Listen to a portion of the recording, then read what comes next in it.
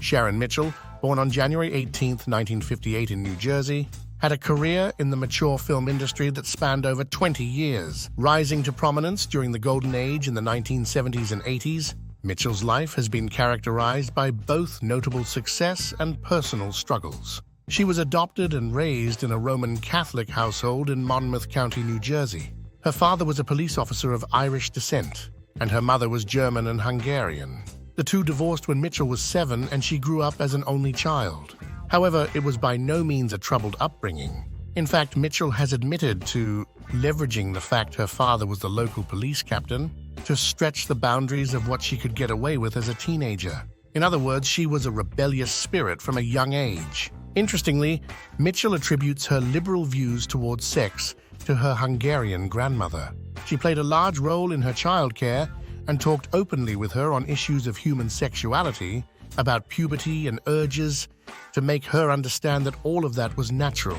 Mitchell's great-aunt was also a cabaret stripper in Budapest during the 1920s. Not a typical Catholic upbringing by any stretch of the imagination. At the age of 17, Mitchell got married and moved in with her husband. The union was annulled within 6 months after he raised a hand to her. She was straight out of the door without looking back. Mitchell headed for the heady, intoxicating scene of mid-70s New York, moving into an apartment at 10 Downing Street of all places. Upon arrival, she worked as an off-Broadway actress and dancer, performing with the renowned Martha Graham Dance Company. Her early work also included modeling, doing pilots and taking acting classes. In her own words, "I knew I was going to be an entertainer. There was no question about that." Through the drama group, she traveled to London at the age of 18. This led to eye-opening experiences such as working with actor Terence Stamp. Mitchell also embraced the London punk scene, where she met the likes of Malcolm McLaren and Johnny Thunders, influences that had a massive impact on how Mitchell identified herself. This was ramped up to 11 after she returned to New York. She immersed herself fully into the punk scene there too, even singing backing vocals on some tracks for the New York Dolls. Alongside all of this, she pursued her acting. However, in retrospect, Mitchell's entry into the mature film industry was destined. It all began after she arrived at Dorothy Palmer's door, a well-known New York talent agent involved with casting on movies like Taxi Driver. Palmer helped her get some small mainstream work on commercials and an appearance on the soap opera The Edge of Night. And then one day, Palmer dropped the bombshell by saying, "If you want to be a star, you need to take your clothes off." Mitchell went all in. Her debut was a small role in That Lady from Rio. Shot in 1976, it starred Vanessa Del Rio, Bobby Astor, and Jamie Gillis, and was a big release for the genre that year. In an interview, Mitchell speaks fondly of her first time performing on film. "This was the 70s. I felt like an anarchist." She loved the thrill of rebellion. Mitchell remembers the kindness of Del Rio, who took her under her wing and helped her with various techniques. How Gillis stuck up for her when the director, Sean Costello, asked for more than she was willing to do. And how afterwards they were like big brothers, helping her navigate the industry in those early, vulnerable years. From there, Mitchell's rise to stardom was swift. She was part of the inner circle of the biggest players within the industry after all. A large number of popular releases followed, including films such as Captain Lust and The Pirate Women, and the infamous Water Power in '76, which also starred Jamie Gillis. As this was the height of the golden age, these films were all genuine productions.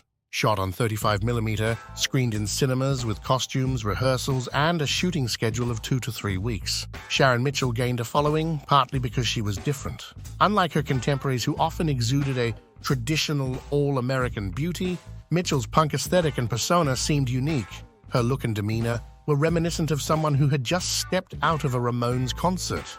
Mitchell's career didn't let up, and over the following 2 decades, she appeared in approximately 1,000 films, including 38 as a director.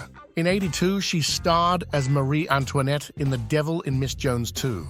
Other successful releases during this period include Fascination in 1980, The Satisfiers of Alpha Blue in 1981, and Bold Obsession starring Linda Shaw in '83. However, throughout all of this, she was struggling with addiction. The whirlwind of her success, the New York nightlife. She was a young star with a lot of money. Substances were a constant companion throughout. Mitchell also moonlighted as an S&M performer during this time. In an interview, she speaks of attending a secret New York party for elites called Belle de Jour, the real-life Eyes Wide Shut. In her own words, it was a place where corporate demagogues and people of wealth and power and fame were allowed to come to exercise their fantasies. It was pretty bizarre. It was really bizarre. As the 1980s AIDS epidemic ripped through the New York community of her life and work, Mitchell made the move to the West Coast and lived in Ventura. Erica Boyer moved there, as did Amber Lynn. Together, the three stars would travel up to San Francisco, performing in many of the films being made in and around there at that time. Highlights include Teacher's Favorite Pet with Erica Boyer in 1985, and Showdown alongside Nina Hartley, also in '85. Her career continued on the West Coast into the 90s. However, by this stage, Mitchell had become disillusioned with the industry's shift toward the gonzo style. Budgets were cut back and all pretension to filmmaking had disappeared. Mitchell was close to retiring altogether, but felt trapped due to the need to finance her addiction that had now been part of her life for over 15 years. This precarious status quo lasted until she was attacked in 1996. Mitchell had been performing a live show in LA when a member of the audience began hurling abuse at her. Later that night, the same man followed her home. He broke inside the house and brutally assaulted her. The vicious attack left her fighting for her life. Her attacker only fled after she managed to hit him with a 15-pound exercise weight. In the aftermath, Mitchell attributes friend and industry pioneer Bill Amerson for saving her life. Deep in the throes of PTSD, she was very close to ending it all. Amerson, a former addict himself, convinced her to enter rehab. She borrowed the money required and checked herself in. Her attacker was eventually caught, and Mitchell discovered the horrifying reality that he was responsible for the deaths of 2 women in Florida after the incident involving her. The entire experience became a turning point. After a successful rehab, Mitchell stopped performing and went back to school. She studied to become a certified addiction counselor and went on to pursue higher education. Ultimately, she earned an MA and a PhD from the Institute for Advanced Study of Human Sexuality. Her life was now on a much healthier path. However, all of this experience combined meant that she was a natural choice for guidance. After an HIV outbreak hit the adult film community in 1998, Mitchell candidly admits to being very torn about returning to an industry she had tried so hard to leave behind. Yet she couldn't sit by and do nothing. In response to the outbreak and the investigation she was asked to conduct, Mitchell founded the Adult Industry Medical Clinic, AIM. This provided vital STD testing and information to industry workers. The organization quickly became the primary healthcare provider for performers. By 2004, it was conducting over 1,200 tests per month.